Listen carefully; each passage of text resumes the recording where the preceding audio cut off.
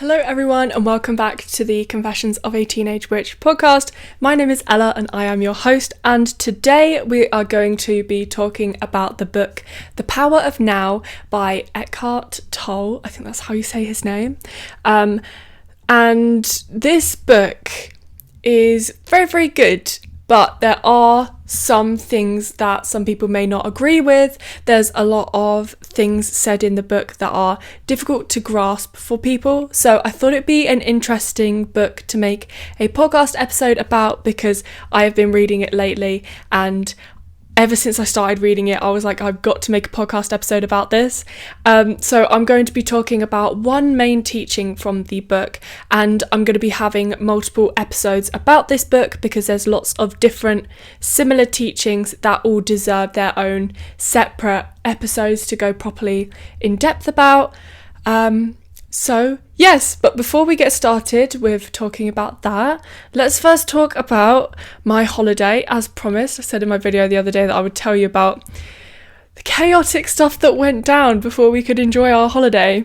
So I went to Cyprus on holiday last 2 weeks, and it was great. It really was great. But the start of the holiday, oh my god, it was mad. So what happened was our flight was all right and everything. We got there and we were like, this is really, really fun.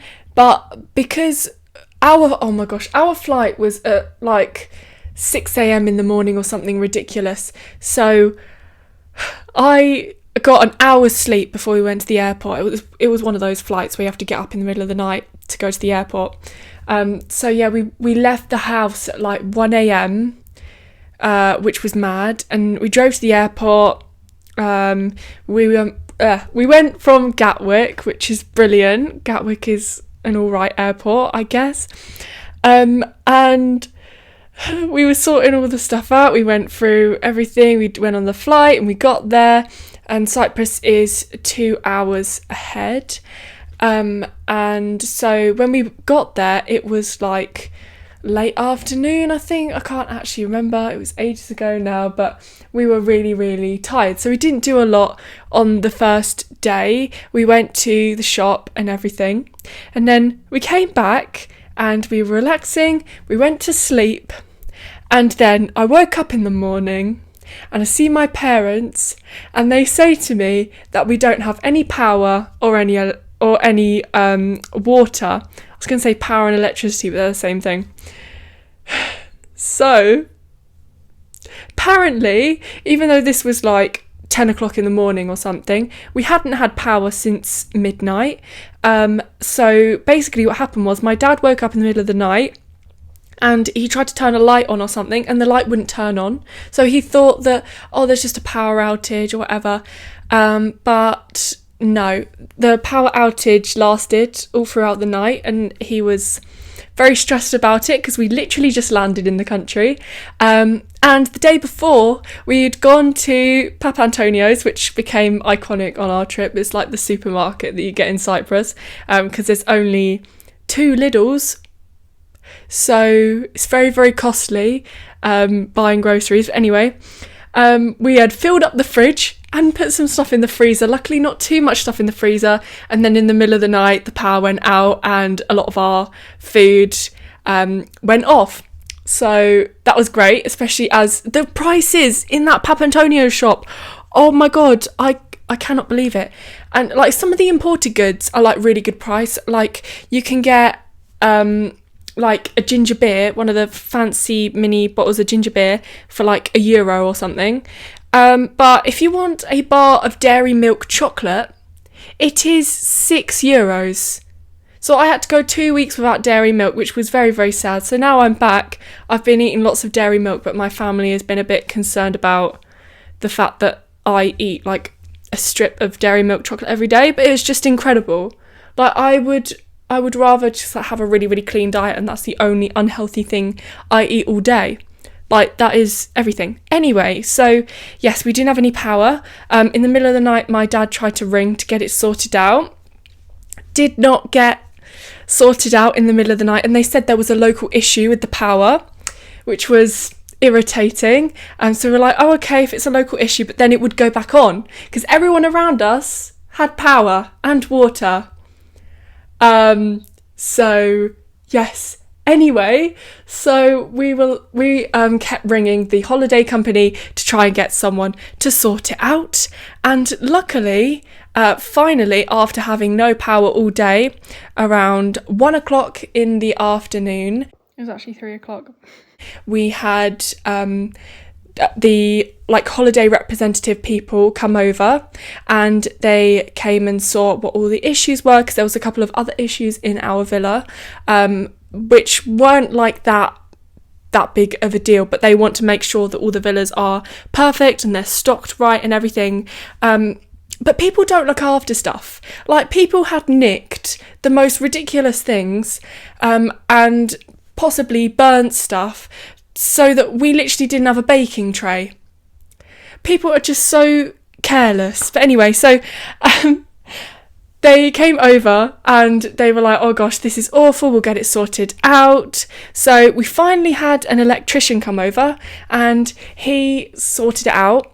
So then we finally had power and we had water, because we literally couldn't flush a toilet or wash our hands because there was no water or electricity. But luckily we could go in the pool, or we would have roasted to death, because we didn't have aircon because there was no power. But anyway, so yeah, they sorted out the electricity and we were like, great, we can start our holiday now, how lovely. So we went out for a meal, we went into Latchy Harbour and we went for a little meal, and it was really nice. And we were like, all of that stress now over. And then we got back and it was around 10 o'clock, and then me and my dad and my brother, we were sitting on the sofas on our phones, and we'd been back 10 minutes and then the lights go out. So we're like, here we go again. Now this is a clean podcast, but if it wasn't, I would be swearing right now. 2 nights in a row, we've literally just landed. And when the power was sorted out for our first proper day of the holiday, after they just sorted it, we went back to Papantonio's and we bought some more food, and then the power went out again. So we tried to get an electrician out that night, and the electrician didn't want to come out. He wanted to go sleep, I think. So we had to wait until the morning, and then we had to hang around all day until the electrician got there, which was around lunchtime. And then we got another electrician to make sure that the first electrician did his job properly, just in case the electrician had not sorted it properly. So the second one checked it out and made sure everything was all right, so we didn't lose our power again. And then finally we could rest. But it was so traumatising, the fact that it broke twice when we got there, for the first 2 nights. So then for the next couple of days we were scared that it was going to happen again, because when it happens, it can't just instantly be fixed. So yeah, but we never really found out what the actual issue was. We think that there was something that was tripping it out. There was maybe the immersion tripping it out, but it was the summer and we hadn't turned that on, and that's something to do with heating in the winter. So we've got absolutely no clue what happened. But yeah, it was pretty horrific.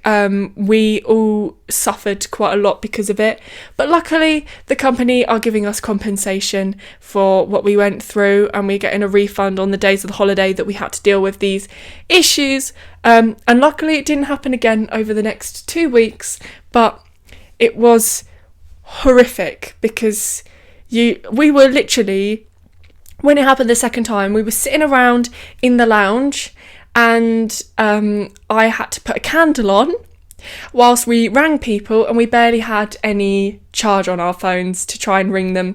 And my dad, we're trying to get him a new phone, but he's just, he really needs to sort his phone out. He's got an iPhone 7, and it's 2024 now. We've moved away from the iPhone 7, so yeah, his battery life is horrific. He like goes on it for like 10 minutes and it's like on 70%.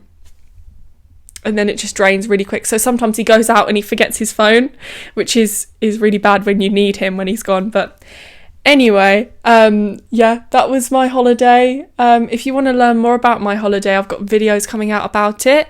The ones that are themed around the holiday so far that I've planned, we have the altar tour, which came out on Monday. And then we've got the Lamas vlog, and that came out on Wednesday. And then we have my Baths of Aphrodite video, which is coming out next Monday. So if you're interested in that, you can go and find that on my channel, and also wait for my Baths of Aphrodite video, because that one is really, really interesting.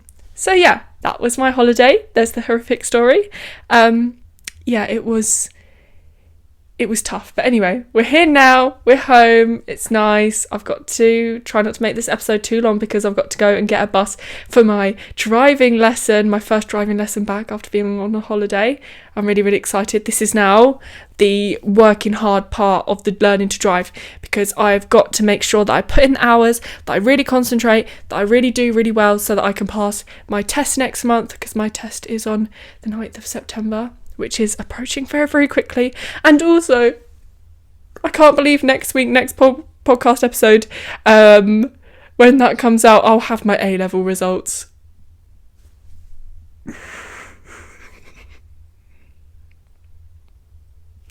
So yeah, it's going to be a fun week next week. So I actually don't know what's happening in September. I mean, we're hoping for the best, but we still don't know. And it's a really rubbish system. The fact that you learn sometimes with some universities not even a month before. Like it's like half a month before whether you're going to be spending the next 3 years of your life in a random British city or not. Or if you've got to wait another year. Or if you're not going to go at all. Yeah. Anyway, so let's get into the book. So this book, another crazy story. I ordered this book because it had been on my to read book for a long, long time, because it's a really highly recommended spirituality book.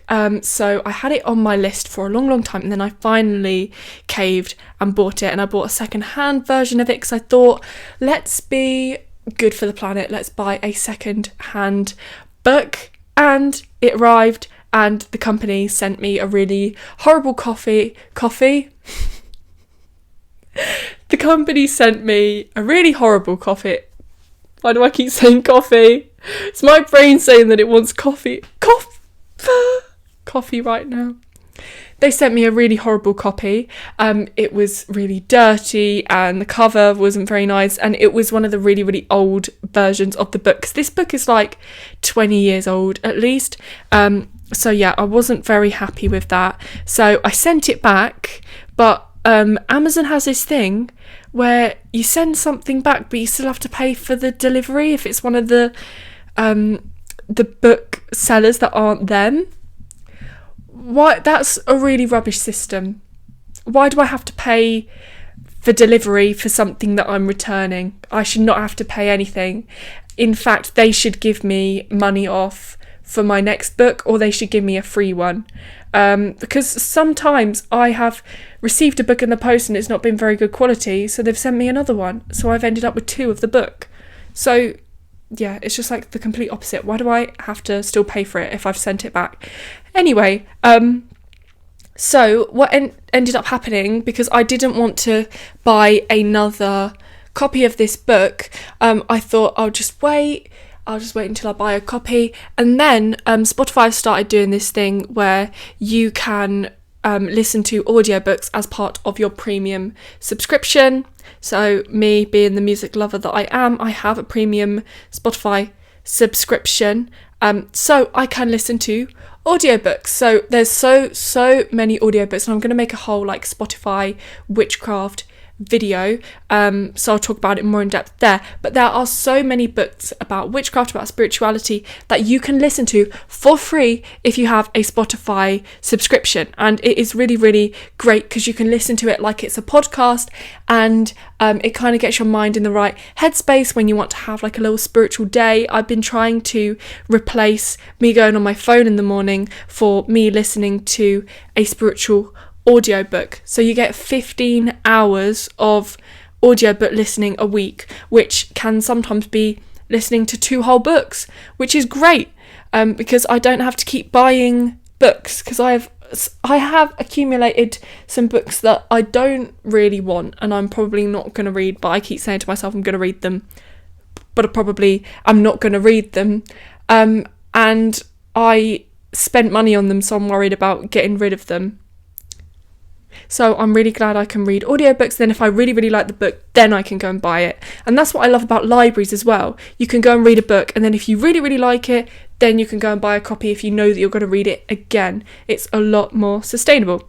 Anyway, so The Power of Now is a book which is in a format where it's like a question and answer format, which I think works so well for this book, because you can easily make misconceptions about this book and not fully understand what it's talking about, or you might think that it's saying something when it's not. So he kind of cleans up any confusion and he reminds you of what he's trying to say, because what he says is quite simple, but then it goes a bit complicated and some of it's a bit abstract, and he's trying to make it so it makes sense to a wide range of people, because he wants these teachings to be something that children are taught when they're really, really young, and it's just something that you're taught in school, like you're taught the alphabet or the numbers or whatever, because he believes it is that important, that everybody should know it. And he also believes that that by people not practicing the power of now has created the society that we have, with the wars, with people being really angry at each other, people not accepting what they have, with people with mass consumerism, people hating people and stuff like that. So he argues that with more people practicing the power of now, more people becoming conscious is what he says. He says there's conscious and unconscious people. With more people becoming conscious and living in the now, then we can have a better society and people can be happier. And he says that this can completely free yourself from pain and from suffering. So you don't feel pain anymore.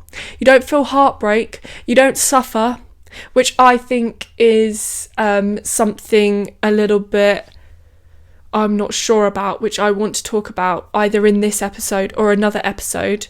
So yeah, actually no, let's talk about it now. So I know it's probably not the right order to start talking about this sort of thing, but I think it's really important for me to talk about it first whilst I've got it in my mind, because it is something that I started thinking about when he started talking about, like, you won't suffer anymore and you'll be able to experience like really extreme physical pain without it really affecting you. Because I personally think, and I don't know, I want to start practicing the power of now a bit more to really understand this, and I don't exactly know what he's saying, because let's not go on another tangent. Let's just talk about that first. It's so difficult to organise my thoughts in these podcast episodes to make it, like, you know, because some of my videos I started scripting and they make sense, but these podcast episodes, they start to make sense, then I go on tangents. Anyway, so I personally think that for the most part, like, I'm not going to say I like suffering, but I do believe that suffering is an important part of life, and like, it's great that there's a way to not experience suffering, but I find that it connects me to the human race, to everyone who has ever lived. It helps me to connect to music, which is one of the most important things in my life, and it helps me to connect with art and everything. But he has a different view. He says that that by me saying that I have become too attached to things, and he has this whole thing about we have this thing with attachment, and I'll talk about that more with your mind and everything. That's what this episode is going to focus on, about the teachings of this spiritual bloke. So I'm in one of those where was I going moments. So yes, I personally think that suffering is a part of life, and I think it's great to suffer. Like, it's just part of life. But I don't know, I really want to experience the power of now more, to see what it's like without suffering to the extent that you usually do. But yeah, and another thing I will say before I start talking about it, another thing that I don't really agree with is that all of the things that he says about how you deal with unconscious people. So unconscious people are people who aren't practicing the power of now. They're people who aren't in presence. They're people who identify with their thoughts. They let their thoughts take over them, and this is everybody who isn't practicing the power of now, or people who aren't like spiritual enough, like they're not practicing meditation enough, like just your average person. And he says there's nothing bad about that, but they would experience a better existence if they were to practice the power of now. So as you can tell, my family are very sick of me talking about the power of now at the moment, because I've been talking about it a lot and they find it a bit irritating, which I can understand. I started finding it irritating even researching it, so I had to stop for a couple of days. So it took me a while to put this video together. But yes, so he says that when you are grounded in presence and you go to like this other place, this is what it seems like, but I don't actually know. And that is kind of what I'm saying in this video, is that I am starting to understand what he says. And every time I think that I've understood it, he then says something that makes it seem completely different to what I'm understanding. And I don't know if that's because he's so much more into his spiritual journey, like ridiculously so much more, because he's teaching about it, that the way that he sees these things is completely different to how I'm seeing it as somebody who is just starting out in it. But it is really hard to understand what he's saying. And yeah, this is what I was going to start saying earlier, but then I cut myself off. I found that he has a YouTube channel where he does talks, and he has like a team who like cuts it up and they make it into separate YouTube videos that teach his different teachings. And when I watch these videos, I realise that he has a completely different mindset to me, and all of the different lessons that I've been learning from the power of now and the way that I have been interpreting it is completely different from, well, not completely different, but it's not the exact same of how he completely visualizes everything. He takes things to an absolute extreme, and I'm finding that the power of now is benefiting me by me just like taking the practices, starting to implement them into my life slowly. But I've been finding it is really, really hard because it's about now and now and now and now and now. It seems like he's like, you can free yourself of blah, blah, blah, and you can experience the power of now right now. So my mind thinks, oh, if it's right now, I need to be developed. I need to be doing it right now all of the time. And if I don't do it right now because it is the power of now, then I have failed. So that started making me really stressed, and I was trying to disidentify myself with that.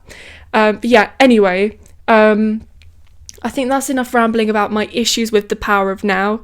But I really need to practice it more and stuff to understand it. But it is really difficult when I look online and people aren't practicing the power of now in the complete way that he talks about it.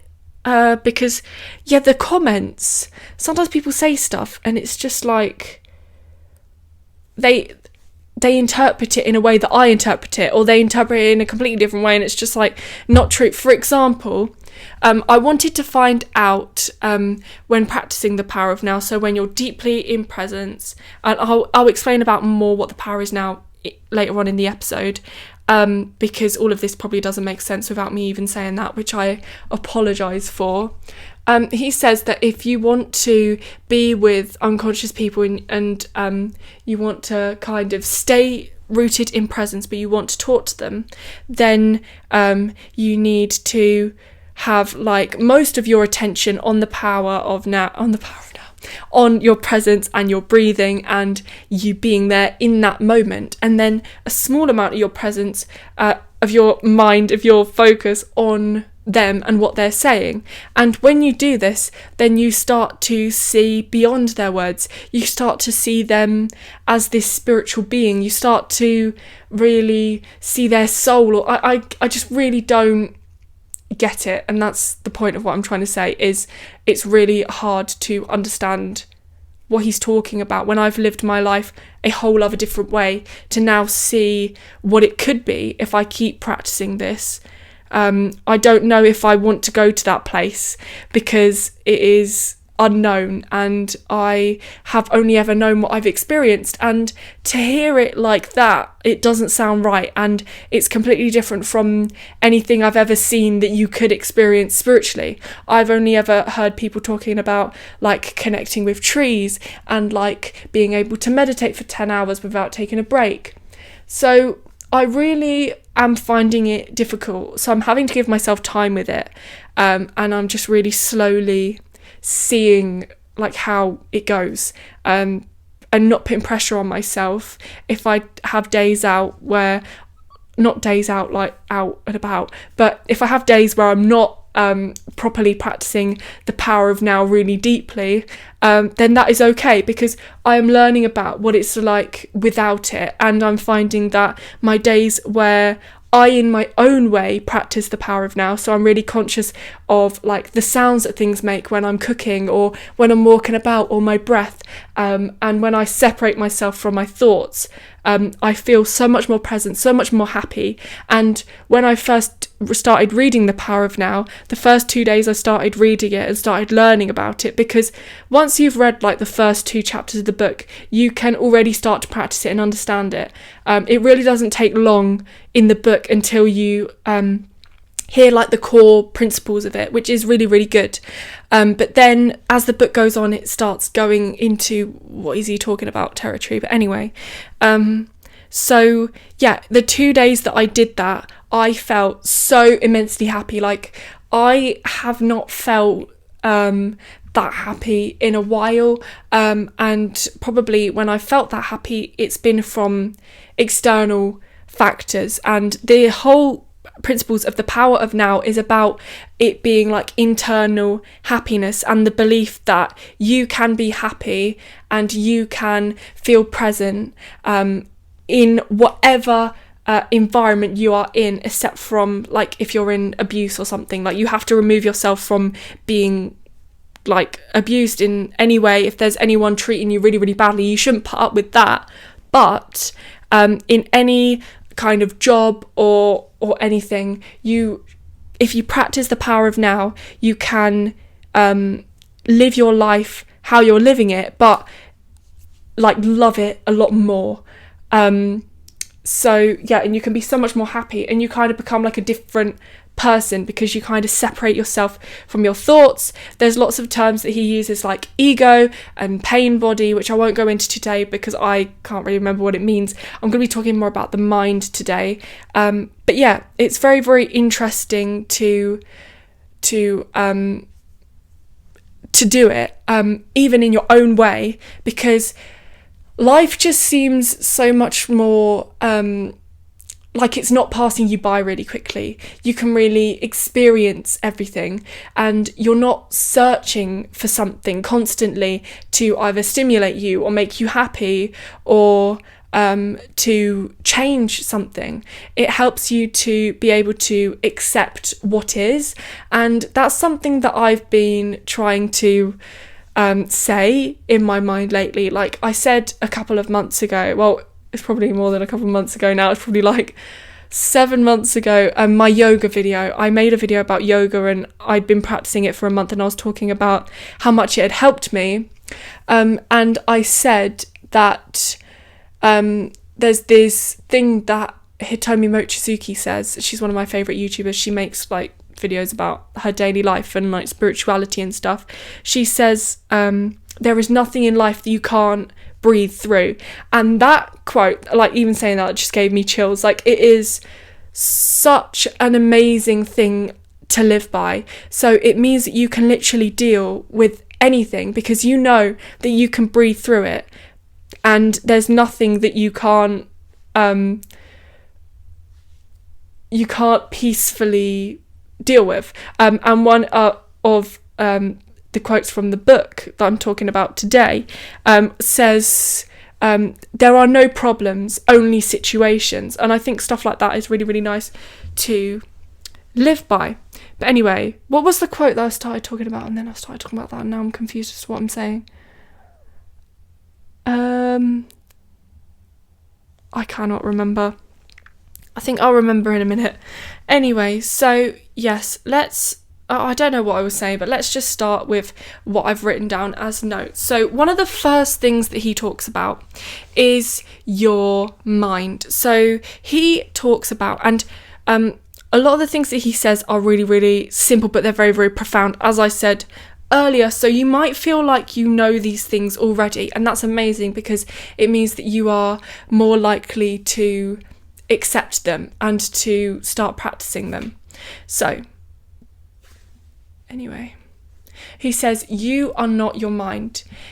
He says, we have become identified with our minds, thinking that our thoughts are us, but we need to detach ourselves from it. So he talks about how our thoughts are compulsive and our thoughts have taken us over. So we believe that because we have this voice in our head saying all these thoughts all the time, that these are us. But we are actually separated from our thoughts, and we can separate ourselves. And it's like in meditation, and that's why all of this sounds legit and like a good thing to believe. Because whenever you're learning about spirituality and spiritual stuff, please try and find a way to link it to things that you already know, so you don't end up accidentally joining a cult or something.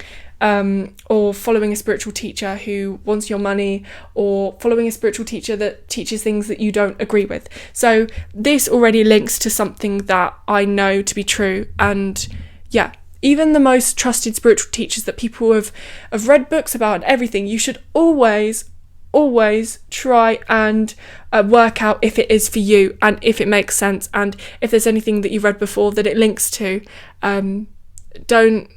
Don't allow yourself to be brainwashed by anything, and always question it. Even if you think that you've found something and it is the universal truth, there is no universal truths. We are all learning. Things can change. It's like science.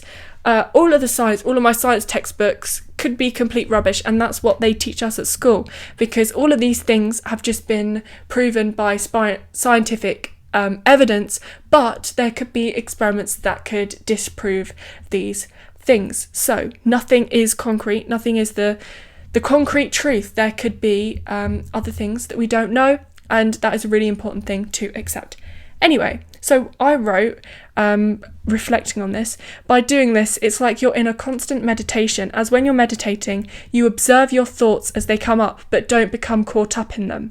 And I think that is so important. So it kind of like invites this idea of meditation when you're sitting and you're allowing things to come and go, like they're cars that you're watching go by, and it really helps you to realize that they are not you, and that your mind starts to create illusions and it starts to make up things that aren't true. And this happens a lot, especially when you like carry on replaying something that has happened to you, and like an experience that you've gone through. Your mind replays it again and again and again, but you're only seeing your point of view of how it happened, and you will experience something different to somebody else because of the experiences that you have had in your life before. And that's even linked to Stoicism, because Stoicism talks about how other people may judge you because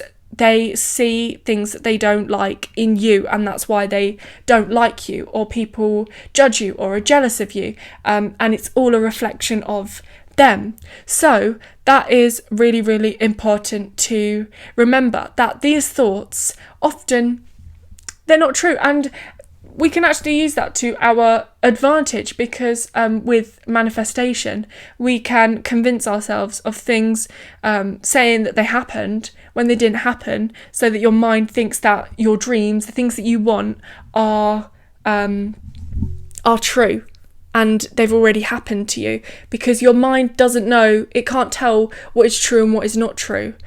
So when you have a dream, that's why it feels so real, because your mind can't distinguish between the two. So anyway, let's carry on. Yeah, I find it really funny when you think of like a memory from like a really, really long time ago when you were like a child and you don't know if it was a dream or a memory. That's how powerful it is. That's how crazy our minds are. And there's so much more. I'm sorry if you can't really hear me well anymore. It's really, really hard to hold this. This is so heavy. My arms are aching, and I'm going to literally miss my driving lesson if I don't wrap this episode up soon. Yeah, this episode might be in 2 parts because my bus is in half an hour and I need to make some kind of lunch to take with me. Anyway, so yes, so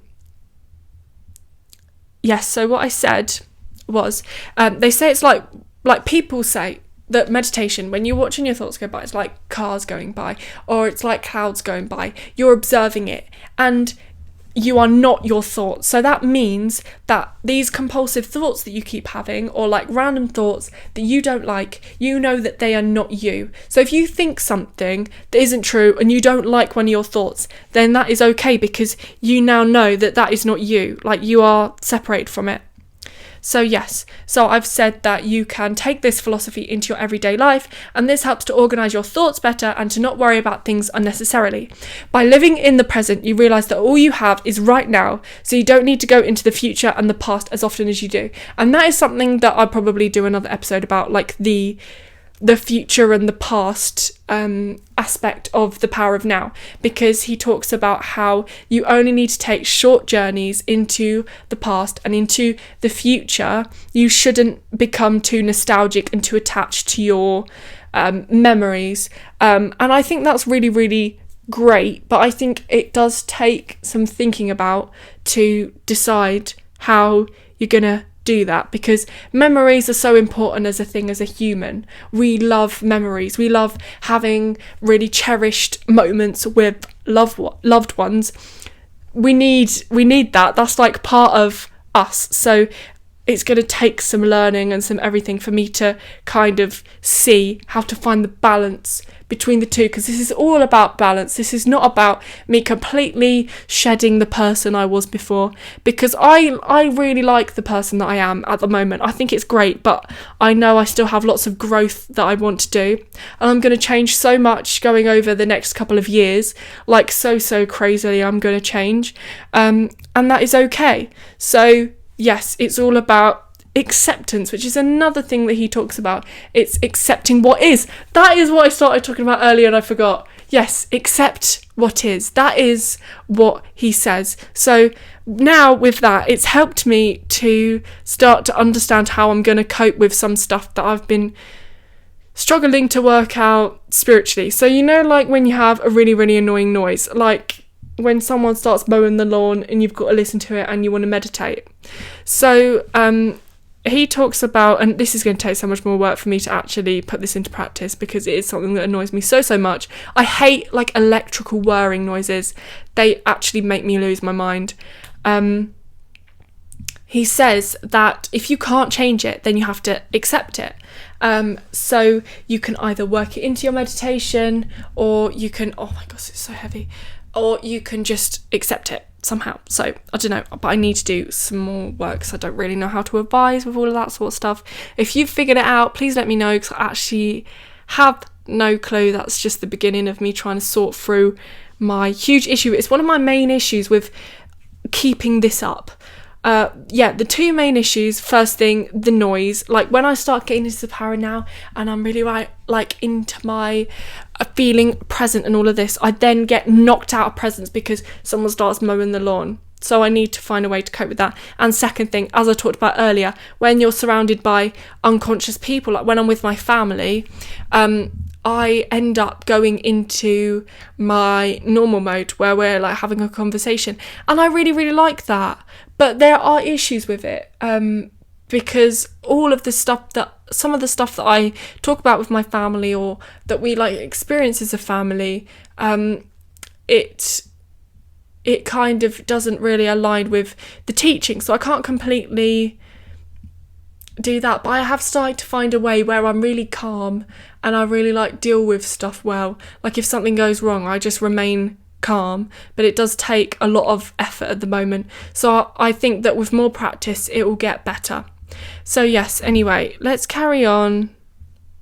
So yeah, as a quote said on the wall outside my form room last year, worrying about tomorrow's problems take away today's peace.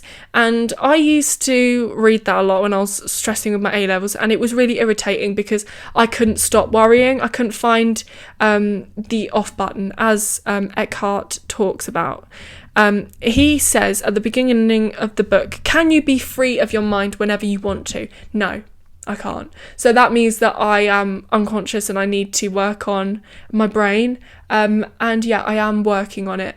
But it is a really, really important thing to ask yourself, because if you're not doing that, then you are living a life where you don't have to live that way. Like, you can make your mind clear itself so that when you come home from school or you come home from work, you don't have to watch TV or go on YouTube to numb the pain. You can sit in presence and it cannot be painful, because sometimes I would want to do that, but it was so like actually physically painful just to sit there and not do anything that I would just like scroll shorts just so that I could escape it.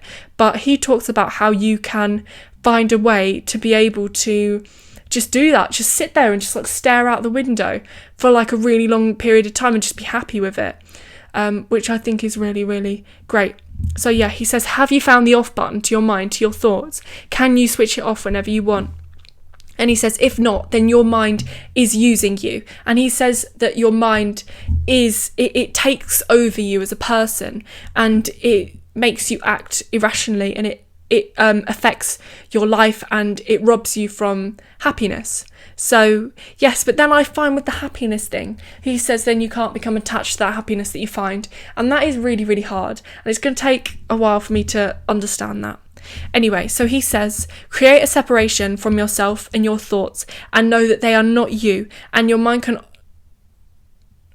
Yeah, this is something that I wrote, this isn't what he wrote.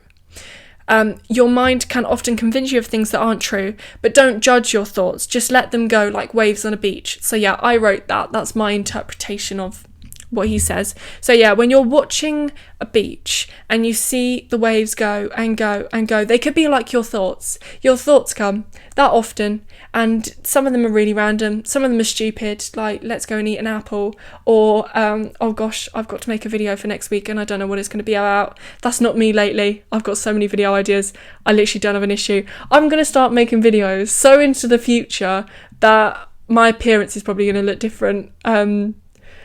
Yeah, but I need to not do that because that's actually overworking myself. Anyway, so yeah, anyway, the thoughts, like waves on a beach. You're relaxed, you're watching it, and you realise that they're not you. They're like a different thing. As I've said, I keep repeating myself. I'm sorry. Anyway, so this helps you to have a deeper presence, and it helps you to disidentify from your thought stream. Yeah, I didn't write this. This is from a video that I looked up. It's The Power of Now animated summary, because I needed some help remembering what the book talked about, because I have travelled from another country since I last listened to the book. Because yeah, as I said, I've been taking a break from it because it is so intense. It just makes you feel a little bit guilty that you're not doing it already. So yeah, anyway, when you do this, you start to have periods of time of varying length when you have no thoughts and you are more aware, awake, alert, fully present, and in the moment. And that is really beautiful. So yeah, I'm going to finish this section of the podcast. I'm going to record the rest later because it's literally 20 minutes till my bus, and that's actually frightening. So these are some quotes from Eckhart. Why is it so awkward to say his name? Eckhart. And then the second half of this, where I talk about my favourites of the week, that'll be me later on in the day or me tomorrow or something. So he says, the wider the time gap between perception and thought, the more depth there is to you as a human being, which is to say, the more conscious you are.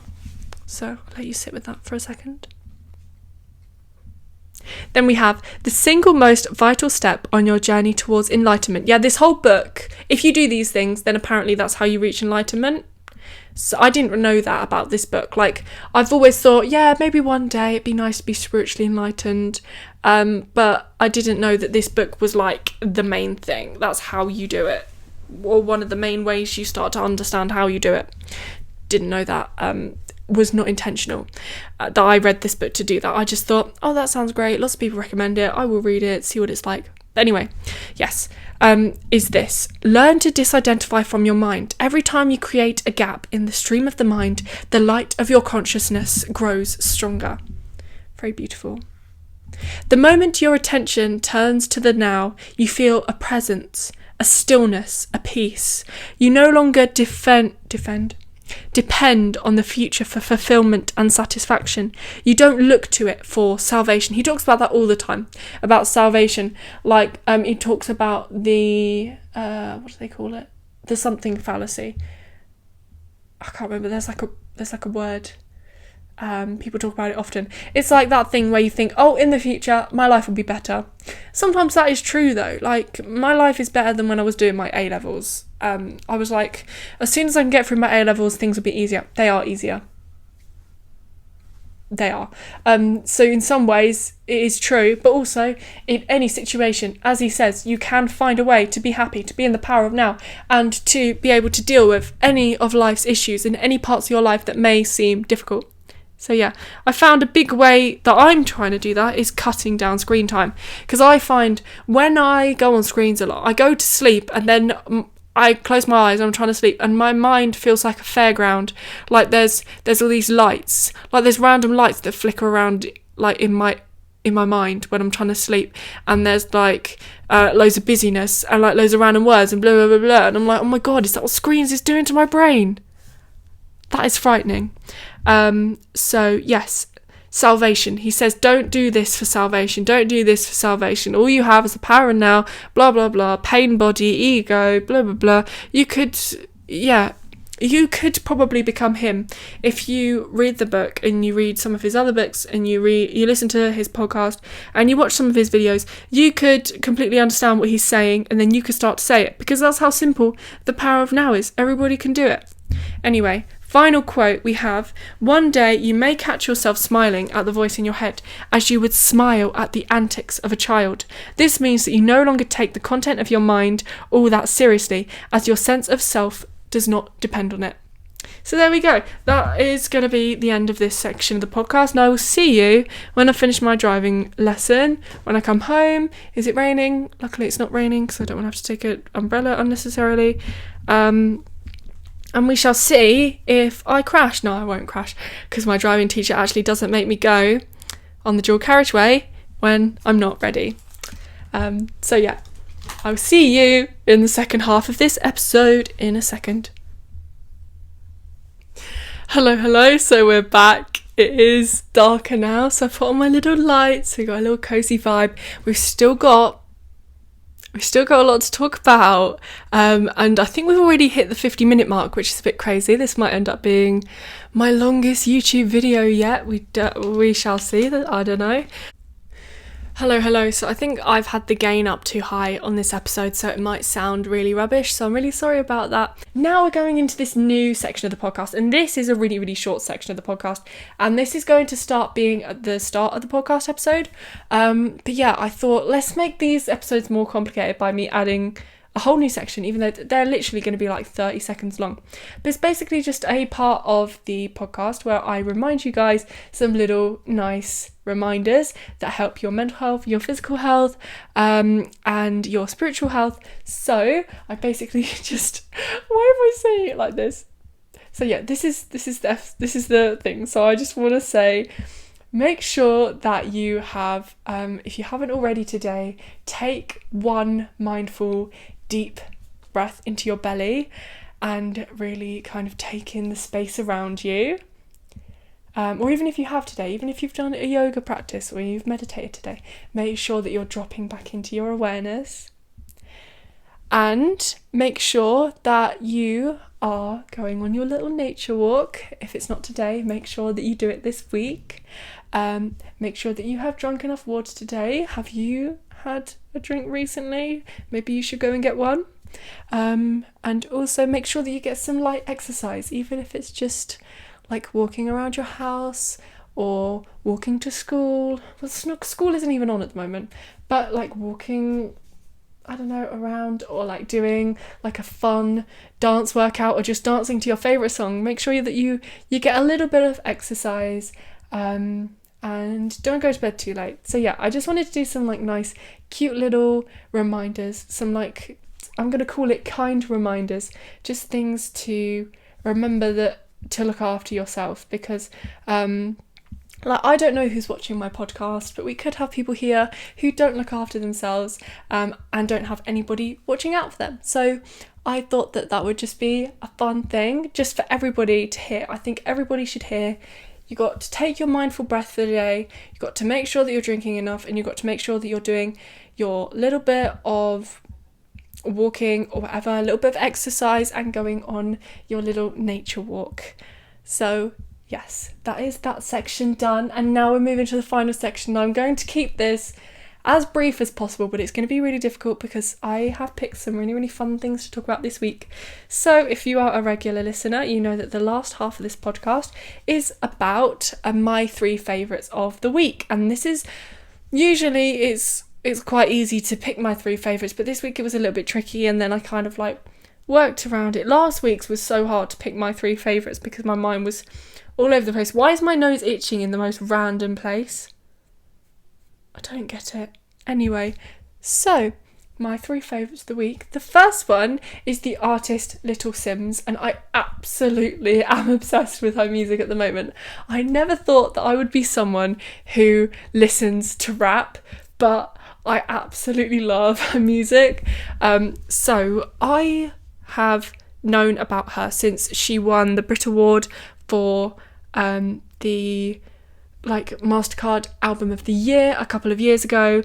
I was like, she seems like a really interesting artist, but she kind of seems like she's not my genre. And I remember her performing on it, and I just found it really, really interesting. But I didn't love it. Like the music, I was like, I don't really like this, but I feel like I want to like this. So I went and watched the music video for the song Woman, and I couldn't get into it. Like, I really loved the vibe of it, and I wanted to like it, but I just didn't. So then a couple years later, this year, a couple months ago, I thought I would listen to her album because it always seemed intriguing to me. So this album came out a couple of years ago. It's called Sometimes I Might Be Introvert, and it has like this orange album cover, and it's really intriguing to look at. It's got like blocks on it, like that chessboard effect. Somewhere she's either wearing it or it's on the floor or something, and it's such like eye-catching artwork, you just remember it. So I thought I'd listen to the album, and I could not believe how amazing this album is. It is just, the way it's produced and the way she's put it together is just incredible. And a lot of why I love her music is I really love how different it is to the other stuff that I listen to, but I also love the way it sounds, because she raps, but then like around it you have lots of, like, the way that it's produced, it's so hard to explain. It sounds really regal in some of her projects, like this one. There's lots of parts where it sounds really like celestial. We have like harp noises. It sounds like a Disney film in some parts, but then it sounds like really serious and like really like you're going into battle. And it is just the most incredible, one of the most incredible albums I've ever listened to. It's one of my favourite albums. I would probably say it's one of my top 3 favourite albums at the moment. It is just so incredible, the way that it's made. And also I love the things that she raps about.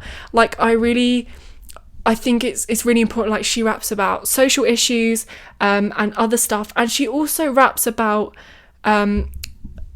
like becoming successful, and I really, really resonate with that, because there's no other music that I've found where people talk about like the fight to become like a whatever you want to be in your field. Like I really apply it to me wanting to succeed on YouTube and stuff like that, and also me wanting to do the career I want to do, but that's not really that difficult compared to YouTube.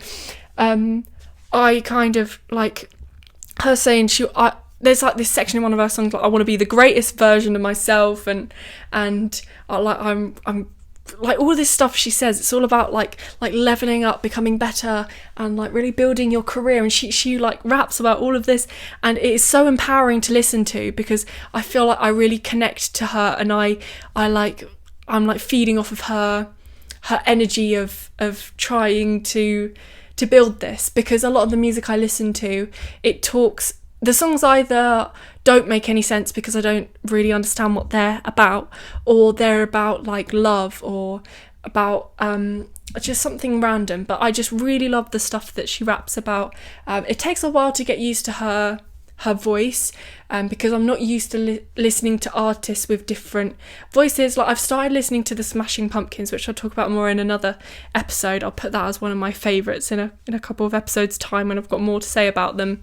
But like, getting used to listening to artists that haven't got like these polished pop voices, because I'm used to listening to artists that are just these girly pop singers, because they're just the ones that I would naturally gravitate towards, even though I'm interested in like all genres, except from heavy metal. I'm struggling to get into it. But yeah, anyway, so I really, really love that, and I absolutely love the first song of that album. Is it called Introvert? And it is one of my favourite songs of all time, like hands down. The way it is put together, it is incredible. You really need to hear it if you haven't heard it before. Like, I watched her perform at Glastonbury on the TV a couple of weeks ago. Sadly, I wasn't there at Glastonbury, but just, oh my god, the way she performed it, like seeing it live, like even on a screen, I could just really experience. It was just so incredible. So yeah, anyway, the song Woman, I watched the music video of, I'm now obsessed with. It's such a good song. I really get it. I'm really into it now.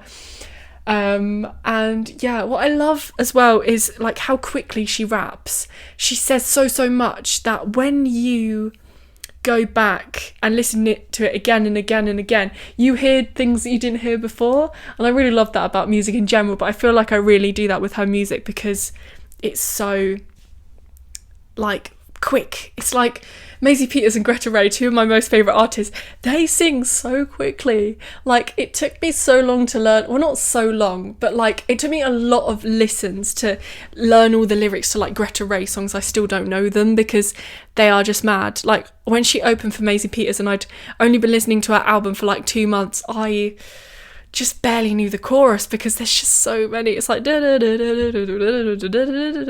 like that is all words. That melody, that quick, it's like, what? Anyway, so yeah, and oh my gosh, more songs I love on this album. I Love You, I Hate You. Oh, incredible. And like, she's singing about like her complicated relationship with her dad, and the way that she writes it, it's just amazing. And the way that's produced as well, and the guitar and like the echoes, and oh, it's so good. And then it goes into different interludes, and the interludes are so clever. And there's also this actress from The Crown who does these spoken parts in this really regal voice in this album, and it just is so clever. There feels like there's a world behind this album, and it is so great. And oh my god, the song Standing Ovation, it's just incredible. What else do we have? Point and Kill is really cool as well. And then all the other ones that I love, I don't really know them as well, like with their title. I just know what they sound like. Like, there's some albums like that where I couldn't tell you what the song's called, but I know what it sounds like in my brain. I know some of the words, but I don't know the actual title, because most albums I learn titles and some stuff. Like, I literally, people, it's like a party trick. People think it's mad. They can talk about an artist or like ask me questions about an album, and I can describe the album artwork. I can tell you the year that the album came out, and I can also tell you the album title. Like, I remember years of albums coming out. Like, that's mad. My brain just remembers that. So yeah, I found that a bit annoying when I was struggling with remembering stuff in my A-levels. I could remember that because it kind of worked in my brain somehow, but I couldn't remember some of the facts that I needed to know. Very, very annoying. Anyway, so yeah, that's my first favourite. Also, her other projects that I love and that I recommend are the other two newest ones. So we have, where is it? We have No Thank You, so that's 2022. My favourite ones in there is Heart on Fire. Oh my god, it gives me chills every time. It's such an incredible song. And then we have ones like Silhouette is so cool, and Gorilla is what got me into Little Sims. I saw it somewhere and I was like, this is really interesting, the way she's written it, and just like she has like these really funky like guitar riffs, and they're just so fun. And yeah, so anyway, and then Drop 7 is really cool, some of the songs on there, but some of them I don't connect to, I don't think. But like some of her music is sounds quite aggressive, so you have to get into the right headspace to listen to it. But sometimes I might be introvert, is like I can listen to that anytime, and it sounds so like churchy in some of the parts, like with the different instruments it uses, and there's like parts where there's like a choir. It's so cool. Anyway, no more about Little Sims, but I am obsessed with her music. I never thought I'd be into rap like this much. Like, oh, I can't believe it. She's like one of my favourite artists now. It's completely not my thing, but I think you just have to find the right stuff. And wait a couple of years, because I didn't like her music a couple of years ago. I did listen to it, but it just didn't click. But yeah, anyway, so next one I watched 2 films when I was coming back on the plane from Cyprus, because I went on one of those really, really fun flights where you get a little TV and you get like to watch free films on the flight. So on the flight there, we had these like extra legroom seats because of the way that they just it's really boring to explain why, but there was like confusion with the seats. If you want to hear about the confusion with the seats, I guess I can talk about it next episode, but it's really boring. It's just, yeah. But yeah, so they allocated us extra legroom seats, which was great because we're a very tall family. Like, I am extremely tall. So yeah, the screens are a bit more awkward. They like come out like that, and you have to try not to slice your fingers off with it. And yeah, so I didn't watch a film on the way there, and also because I was dead set on watching Purple Hearts, which I'll talk about in another episode as one of my favourites, but it's an incredible Netflix film. It really is, as a Netflix film, because Netflix films are very hit and miss. A lot of them lately are really badly made, and like the script has been written by AI and the characters don't make any sense. But yeah, that film, incredible. One of my favourite films. I actually added it on my letterbox as one of my top 5 favourite films at the moment. So yeah, I'm so sorry this episode is this long. It is ridiculous. I can't believe there's probably not even anyone left watching this.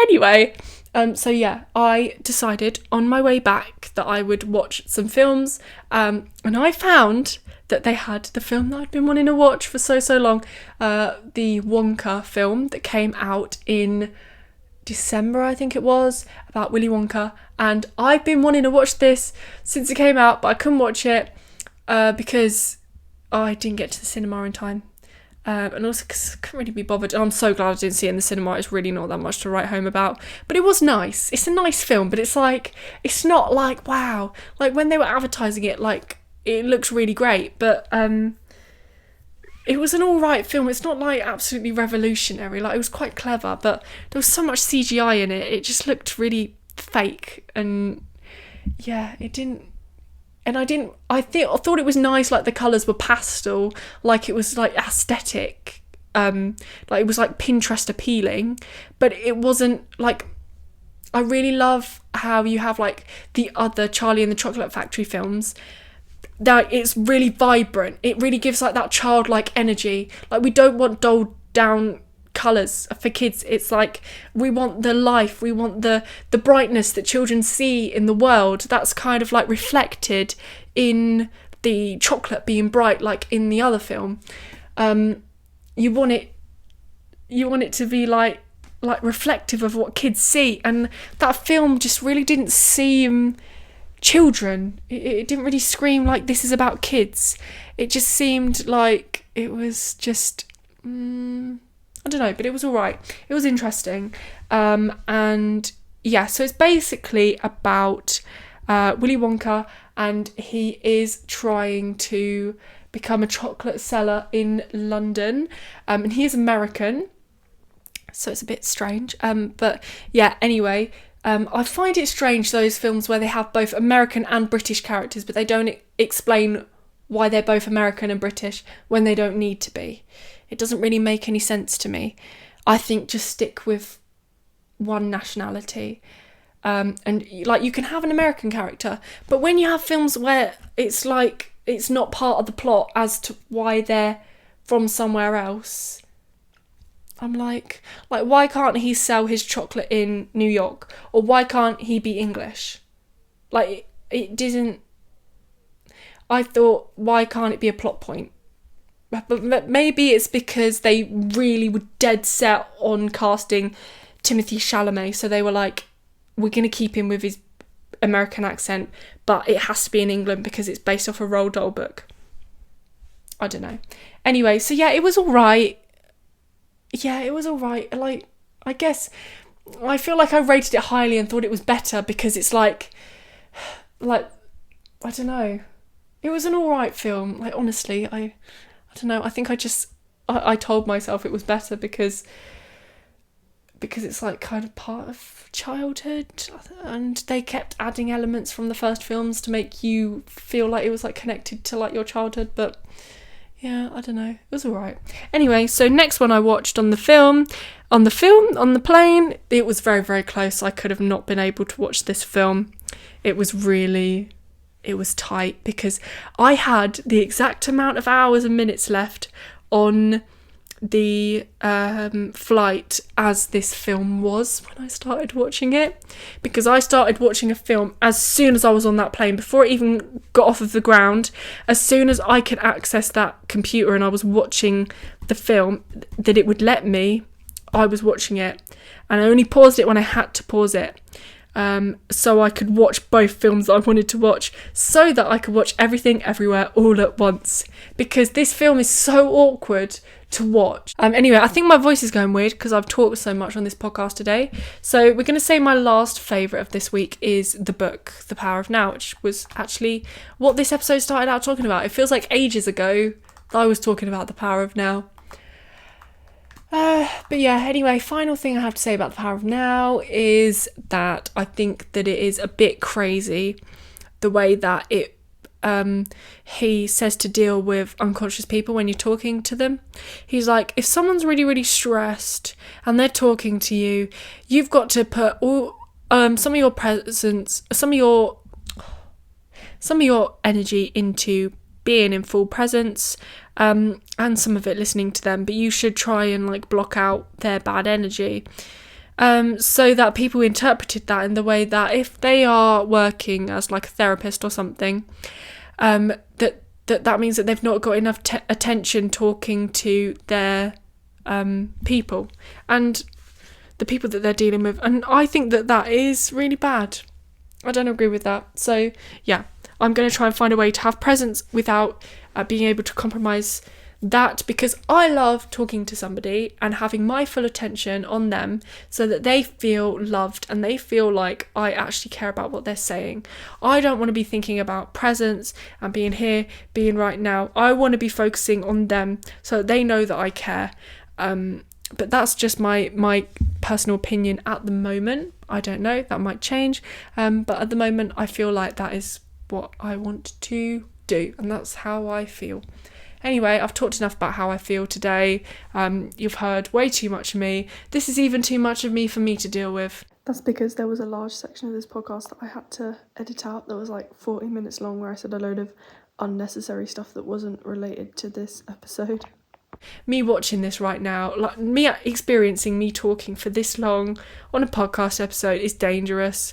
I actually, I don't hate myself right now, but I'm struggling to cope with myself with the amount that I've spoken today. I have, like, I'm very lucky that I'm at a place right now where I have a lot of, like, quote unquote, like, self-love, I guess. Like, I accept myself, like, I don't hate myself as a human being. I'm, like, happy with myself. But, like, this was too much of myself for me to deal with today. So, yeah, that's the end of the episode. I am going to go and watch TV with my brother, probably, because I need some time away from myself. This is too much of Ella. I can't actually cope with it, and I don't know how you've coped with it, because I'm sure there's a couple of you who have actually listened to this absolute waffle for as long as you have. Please, if, like, oh my god, if I make an episode like this again and you don't watch it in parts, please don't listen to me talk for like an hour and a half. That is bad for your mental health. Like, please put it in sections. Unless you're like decorating or like tidying your room and you're listening to me and it's all right.